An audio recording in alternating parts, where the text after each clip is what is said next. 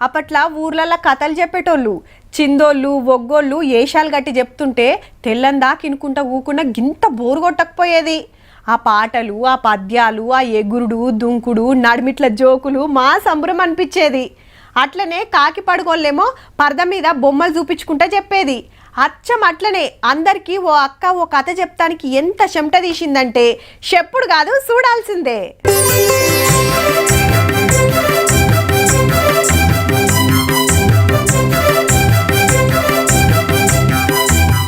అట్టుట్టి ధనస్సు కాదు, రామాయణంలా అంజన్న సీతమ్మ జాడ పట్టుకొచ్చే సుందరాకాండ కథ చెప్పే ధనస్సు. చెలో మొదటి కాంచెల్లి చూడుండ్రిగా.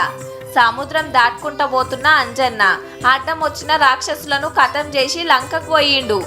జానకి మాత ఏడున్నదో అని ఎంకులాడుతుంటే అశోకవనంలో కూసోని శోకం పెడుతుంది. చెట్టు మీంచెల్లొచ్చి రాముల వారి ఉంగరాన్ని చూపించి రామయ్య దోలిచ్చిండు అని చెప్పి సీతమ్మ గుర్తులు తీసుకొని పోతుంటే ఇంద్రజిత్ వచ్చి బ్రహ్మాస్త్రమేసి కట్టేసి రావణుని తానికి తీసుకుపోతాడు. నాకంటే ఎత్తులో కూసుంటావా అని తోకను చుట్టుకొని రావణ బ్రహ్మ కంటే ఎత్తు మీద కూసుంటాడు హనుమంతుడు. ఆడ గడబడ కాగానే తోకకు నిప్పంటిస్తే లంక మొత్తానికి అగ్గిపెట్టిండు. ఇక రాముల వార్తానికి పోయి సీతమ్మ జాడ ఎరికైందని చెప్తాడు. ఆ టెంక లంక మీదకి యుద్ధానికి పోవుడు, రావణుని చంపేశుడు, సీతమ్మని తీసుకొచ్చుడు నడుస్తుంది.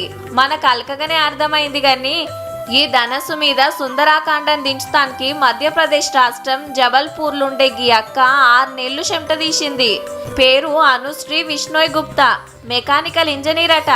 మొదలు ఓ ధనస్సు చేసి దాని మీద బొమ్మలు గీసి ఆడాడ 25 విగ్రహాలు పెడతానికి తంతెలు కట్టి వాటి మీద 1.5 నుంచి 3 ఇంచులే ఉండే ఈ బొమ్మలు పెడితే సుందరాకాండ మొత్తం కండ్లల్లో గిర్రున తిరుగుతుంది.